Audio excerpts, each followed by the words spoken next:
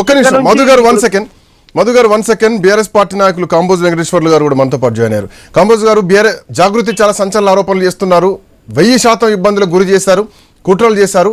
అసలు జాగృతి అనేది అవసరమే లేదు.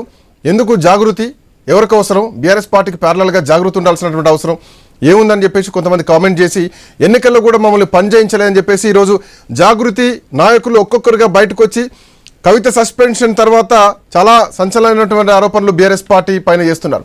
మీరేమో జాగృతి బీఆర్ఎస్ పార్టీలో అంతర్భాగమే అని చెప్పేసి చాలా సందర్భాల్లో చెప్పారు. బట్ అంతర్భాగంగా ఉన్నటువంటి జాగృతిని ఇబ్బందులకు వేధింపులకు గురి చేశారని జాగృతి నాయకులు చెప్తున్నారు. కాంబోజ్ గారు ఏం చెప్తున్నారు? Good afternoon iNews viewers and తోటి ప్యానల్ మెంబర్స్ కు నేను ఏం చెప్తున్నానంటే, ఇప్పటికి కూడా ఈ రోజు సస్పెండ్ చేసినటువంటి గౌరవ్ కేసీఆర్ గారు బాటలోనే మేము టీఆర్ఎస్ పార్టీ నడుస్తుంది. సరే, కొంత మెరుగ్గా జాగృతి పనిచేయలేదు కావచ్చు. నిన్న స్టేట్మెంట్లు, ఇంతకు ముందు ఇచ్చిన స్టేట్మెంట్లు బీఆర్ఎస్ పార్టీకి బాగా లేకుండా ఉండడం కాబట్టి కేసీఆర్ గారు ఆలోచన సస్పెండ్ చేశారు. ఇలా జాగృతిని బీఆర్ఎస్ పార్టీ కార్యకర్తలు ఇబ్బంది పెట్టారంటే, ఆ రోజు ఇబ్బంది పెట్టినప్పుడు హైకమాండ్ దృష్టికి తీసుకురావాలి, కవితక్కను ఇబ్బంది పెట్టినప్పుడు హైకమాండ్ దృష్టికి తీసుకురావాలి. కానీ ఈ రోజు సస్పెండ్ చేసిన తర్వాత ఇంత జరిగిందని చెప్పడంలో అంతరం ఏముంటుంది? అంత ఏం లేనంటే కదా. ఇప్పుడు కవిత గారు అన్నట్టు కేసీఆర్ గారు కూతురు. ఇలా ఒక లెజెండరీ, నేను కవిత గారిని ఏ రోజు తప్పుగా భావించట్లేదు. ఆమె రాణి రుద్రమదేవి లెక్క ఒక గర్భంలో ఒక శిశువును పెట్టుకొని పోరాటం చేసిన ఉద్యమ నాయకురాలు. మేము ఆమె మీద వ్యక్తిగతంగా ఎలాంటి దాడి చేయడం లేదు. ఇలా దాడి ఎక్కడ జరుగుతుందంటే, శత్రువుకు మనం ఆ పదునైన కత్తిస్తే మనం మెడగోయడానికి రెడీ అవుతుంది. కాబట్టి మన నిలువుటద్దాన్ని ఈ రోజు కవిత గారు 2006 నుంచి ఈ రోజు వరకు చేసినటువంటి పూల బాటను ఒకే రోజు కేసీఆర్ గారి మీద, హరీష్ రావు గారి మీద, కేటీఆర్ గారి మీద, మన సంత్ గారి మీద మాటలు అనడంలోనే అంతర్యం కనపడుతుంది. ఎందుకంటే కవిత గారు ప్లాన్ అంటే అర్థం కాని పరిస్థితిలో ఇలా కేసీఆర్ గారు డిసిషన్ తీసుకున్నాడు తప్ప కవిత గారికి అన్ని విషయాలు తెలుసు. మమ్మాటికి తెలంగాణలో గ్రామ స్థాయి నుంచి ఢిల్లీ స్థాయికి ఎదిగి ఒక ఉత్తమ పార్లమెంటరీ ఎదిగిన వ్యక్తి. ఆమెకు అన్ని విషయాలు తెలుసు. అంటే అంతరంగంగా ఏముందనేది కేసీఆర్ గారికి చెప్పి ముందుకెళ్ళాలి తప్ప మీరు కేసీఆర్ గారిని ఇలా పార్టీని ఇలా తెలంగాణకు బీఆర్ఎస్ పార్టీ ఒక స్వరము, కేసీఆర్ గారు తెలంగాణకు ఒక వరము.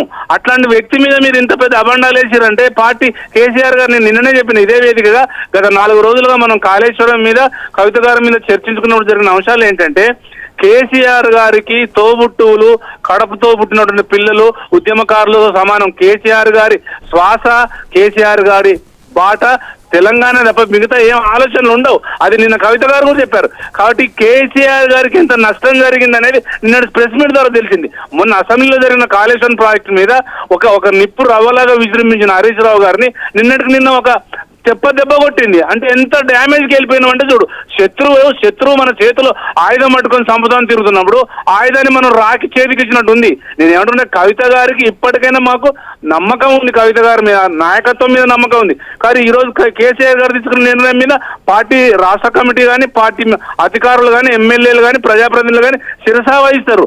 ఈ రోజు ఎలా జాగృతిలో ఉన్న నాయకులు ఏదైనా మాట్లాడడానికి ఆస్కారం ఉంది. కానీ ఎందుకు నిన్న మొన్న మాట్లాడలేదు? నిన్న మొన్న ఈ స్టేట్మెంట్లు ఎందుకు రాలేదు? ఇవాళ ఎందుకు వస్తాయి అంటే కవిత గారు తప్పు చేసింది కాబట్టి మీకు కోపం వస్తుందా? ఇలా ఏ నాయకుడు ముందుకెళ్ళి కవిత గారిని ఏమనలేదు. ఇలా నిన్న మార్నింగ్ నుంచి ఈ రోజు వరకు చర్చ జరిగిన తర్వాతనే ఫ్యూచర్ లో ఏం జరుగుతుంది మనం కాంబోజ్ గారు, కవిత వ్యవహార శైలి చూస్తే మొదటిసారి లేఖ లీక్ అయినప్పుడు అమెరికా నుంచి ఫ్లైట్ ల్యాండ్ అయినప్పటి నుంచి మొదలు పెడితే ఈ రోజు వరకు, అంటే నిన్నటి వరకు కూడా కవిత కామెంట్స్ ఎప్పుడు కూడా బీఆర్ఎస్ పార్టీకి అగెనిస్ట్ గానే కనిపిస్తోంది. ఫార్ములా ఈ కార్ రేస్ సంబంధించి కేటీఆర్ ఏసీబీ ముందుకు హాజరైతే అదే రోజు జగిత్యాల పర్యటనకు వెళ్ళారు. అంతేకాదు చాలా సందర్భాల్లో ఒకే జిల్లాలో ఇద్దరు ట్రావెల్ చేసినా కానీ ఎవరి దారి వారదే, ఎవరి రాజకీయ వ్యూహం వాళ్ళదే, ఎవరి యాక్టివిటీస్ వాళ్ళే అన్నట్టు ఒక సంకేతం పంపించింది. బీఆర్ఎస్వి కార్యక్రమంలో కూడా మొన్న ఉప్పల్లో ఒకసారి పాల్గొన్నప్పుడు అటు కోంపల్లిలో తెలంగాణ జాగృతి సమావేశం కవిత ఏర్పాటు చేయలేదు. అంటే బీఆర్ఎస్ పార్టీ ఏ కార్యక్రమం చేసినా కానీ కవిత ఆల్టర్నేట్గా ప్యారలల్గా ఇంకొక యాక్టివిటీ చేస్తున్నారు. మోరోవర్ జైస్ రెడ్డి పైన చేసినటువంటి ఆరోపణలే కానీ అండ్ ఇంకోటి బీసీ రిజర్వేషన్ల మీద ఒక బీసీ రిజర్వేషన్ల సాధన దీక్ష అంటూ కూడా ఇందిరా పార్క్ దగ్గర చేపడితే జై కవిత జై జాగృతి అన్నటువంటి నినాదాలు వచ్చాయి తప్ప పార్టీకి సంబంధం లేకుండా పార్టీ లైన్ దాటి చేయడం జరిగింది. సో ఇప్పుడు ఈ కామెంట్స్ తర్వాత అసెంబ్లీలో వాడివేడి చర్చ తర్వాత కవిత ఆ వేడికి ఇంకా ఆజ్యం పోశారు, ప్రభుత్వానికి సవాల్ విసిరారు. బీఆర్ఎస్ పార్టీ అవినీతి చేసింది, అవినీతి మరకలున్నాయని కేసీఆర్ను పక్కన పెట్టి పార్టీలో భాగస్వామిగా ఉన్నటువంటి హరీష్ రావును సంతోష్ రావును ఉద్దేశించి మాట్లాడారు. సో ఇది పార్టీ మొత్తానికి కూడా ఒక మరకలానే దీన్ని చూడొచ్చు. రేపొద్దున కవితను కూడా ఎదుర్కోవాలి కాంగ్రెస్ పార్టీతో పాటు అన్నది బీఆర్ఎస్ పార్టీ తెలుసుకోవాల్సినటువంటి నిజమా? నేనేమంటున్నానంటే కవిత లాంటి ఉద్యమకారులు తెలంగాణ రాష్ట్రంలో 33 జిల్లాల 11-12 లక్షల మంది ఉద్యమకారులు ఉన్నారు. కవితను తట్టుకుంటాము, కవిత జాగృతిని తట్టుకుంటాం, బీఆర్ఎస్ పార్టీ కాంగ్రెస్ తట్టుకుంటుంది, ఇక్కడ ఉన్నటువంటి లోకల్ గా బీజేపీని తట్టుకుంటుంది. ఎందుకంటే మా భవిష్యత్ నిర్మాణమే తెలంగాణ రాష్ట్ర సమితి. ఇలా భారత రాష్ట్రపతి అయింది. ఇలా పదవుల కోసమో ఏదో ప్రజాప్రతినిధి కావాలనే కాసలో కొంతమంది ఉద్యమకారులు లేరు. కేసీఆర్ గారిని ఎలా కాపాడుకోవాలి, ఈ రాష్ట్రానికి కావలసిన వనరులు ఎలా కాపాడుకోవాలి, పార్టీని ఎలా భవిష్యత్తులో ముందుకు తీసుకెళ్లాలని ఉంటుంది తప్ప పతాకం రాజకీయం చేయడం కోసం బీఆర్ఎస్ పార్టీ లేదు. ఇప్పుడు ఓడిపోయిన తర్వాత కేసీఆర్ గారు బాటలో నడుస్తున్నాం తప్ప ఇలా కవిత గారు నిరాధారమైన ఆరోపణలు చేస్తున్నారు. నేను ఏమంటున్నానంటే కేసీఆర్ గారి మీద, హరీష్ రావు గారి మీద, సంతోష్ రావు గారి మీద ఏ ఆధారాలతో కవిత గారు ప్రూఫ్ చూపెట్టాలి. ఉట్టిగానే మాటలు అనడం కాదు, వేగ్ అనడం కాదు, నేనేమంటున్నానంటే నిరాధారమైన ఆరోపణలు ప్రూఫ్స్ కోసమే. ఇప్పుడు బీసీ ఘోష్ కమిషన్ విచారణ చేసింది, ఆధారాలు అనేటి ఎంక్వైరీలో పూర్తిగా బయటకు వస్తాయి. కవిత కూడా అదే చేస్తోంది కదా, అవినీతి చేశారు, అవినీతి మరకలు ఉన్నాయి, వేల కోట్ల రూపాయల కుంభకోణం జరిగిందని చేసి ప్రభుత్వానికి సవాల్ విసిరారు. ఇప్పుడు ప్రభుత్వం కదా దీని ఆధారాలు బయట పెట్టాల్సింది. శ్రీకాంత్ గారు, నేను ఒక మాట ఏంటంటే పీసీ ఘోష్ గారు చేసినటువంటి ఎంక్వైరీ, కాళేశ్వరం కమిషన్ ఎంక్వైరీ అనేది ఒక బూటకం. ఇవాళ కవిత గారు మాట్లాడేది ఒక బూటకం. ఇవాళ హైకోర్టు మాకు తాత్కాలికంగా అక్టోబర్ 7వ తారీఖు దీని మీద ఎలాంటి నిర్ణయం సిబిఐ ఎంక్వైరీ కూడా చేయొద్దని మాకు ఇచ్చింది. మాకు పూర్తిగా చట్టాల మీద, కోర్టుల మీద, న్యాయ సలహాల మీద నమ్మకం ఉంది. మేము కోర్టు ముందు నిలబడతాం, న్యాయం అడుగుతాం, విజయం సాధిస్తాము. ఇలా కాంగ్రెస్ మాటలకు, మహేష్ కుమార్ గౌడ్ మాటలకు, కవిత గారి మాటలకు బీఆర్ఎస్ పార్టీ కానీ, మా వర్కింగ్ ప్రెసిడెంట్ కానీ, మా హరీష్ రావు గారు కానీ, మా కేసీఆర్ గారు కానీ భయపడే సవాలే లేదు. ఏమంటే ఇవాళ ఉద్యమం చేసిన కవిత గారి మీద ఇంకా మాకు అపారమైన నమ్మకం ఉంది. ఇలా తండ్రి డిసిషన్ ఎట్లుందంటే నువ్వు తప్పు చేసిన పక్కన ఉండమన్నట్టుగా తీసుకున్నారు తప్ప ఏదో మాకు కొత్తగా ఏం లేదు దీంట్లో. ఇలా కాంగ్రెస్ పార్టీ అయినా, బీజేపీ అయినా, కవితనైనా రాబోయే స్థానంలో ఏ రకంగా ఎదుర్కోవాలనేది కేసీఆర్ గారు ఆలోచన చేస్తారు తప్ప ఇలా చాలా ప్రశ్నలు కనిపిస్తున్నాయి.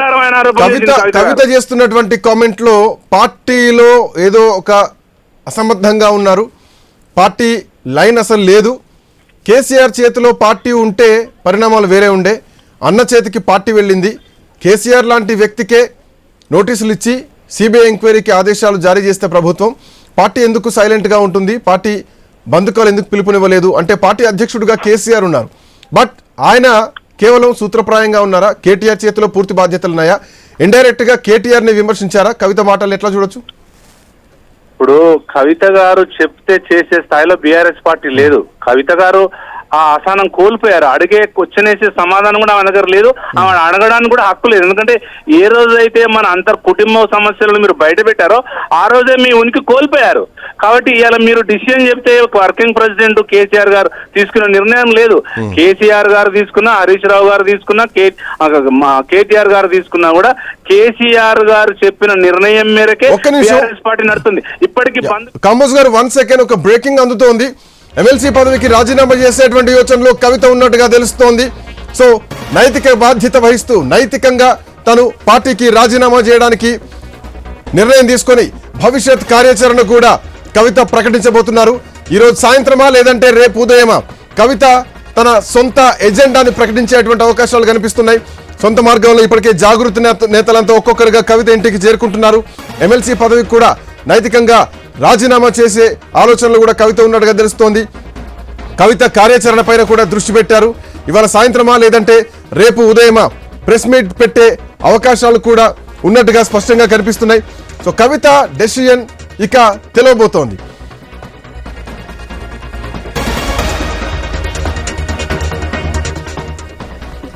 రైట్ కాంబోజర్, సో మొత్తానికి కవిత భవిష్యత్ కార్యాచరణ ప్రకటించబోతున్నారు.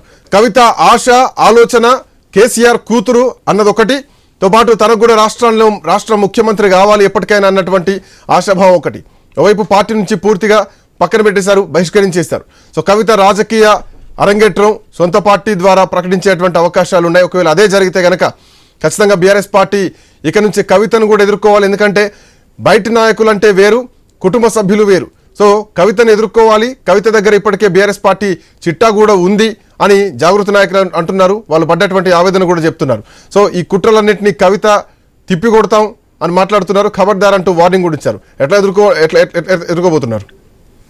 నేను ఏమంటున్నానంటే కవిత గారికి నిబద్ధత గల నాయకురాలు, ఆమెను మేము తప్పు పట్టడం లేదు. కాకపోతే ఆమె డ్యామేజ్ చేస్తుందనే విషయంలోనే క్రమశిక్షణ సంఘం ఈ చర్య తీసుకుంది తప్ప మాకేదో శత్రువులుగా మేము భావించట్లేదు. ఆమె భవిష్యత్తు బాగుండాలనేది ఒక టిఆర్ఎస్ నాయకుని, ఒక బీసీ నాయకుని మీరు భావించట్లేదు. బట్ కవిత మాత్రం ఒక రాజకీయ శత్రువుని ఇప్పటికే వెతుక్కున్నారు, స్పష్టంగా కనిపిస్తోంది. నేను ఏమంటానంటే రాజకీయాలలో శత్రువులు మిత్రులు కలిసే ఉంటారు. ఇలా కేసీఆర్ గారి నిర్ణయమే బీఆర్ఎస్ పార్టీకి శిరోధాన్యం. నేను ఏమంటున్నానంటే వాళ్ళ నిర్ణయాలు వాళ్ళకు ఉంటాయి. కవిత గారి భవిష్యత్తు మీద ఆమె చాలా ముందే ప్లాన్ చేసుకొని ఉంటది కదా. ఇలా కొత్తగా చెప్పాల్సిన అవసరాలు ఏముండవు. నేను ఏమంటున్నానంటే బీఆర్ఎస్ పార్టీ అనేది తెలంగాణ కనుక, తెలంగాణ నిప్పుడు రవ్వ. ఇలా ఓడిపోవచ్చు, ఇలా కవిత గారు బయటికి వెళ్ళిపోవచ్చు, ఎంతో మంది నాయకులు వెళ్ళిపోవచ్చు. కానీ ఒక లెజెండరీ కేసీఆర్ గారు ఉన్నంత కాలం ఎవరు ఈ పార్టీని ఏం చేయలేరు.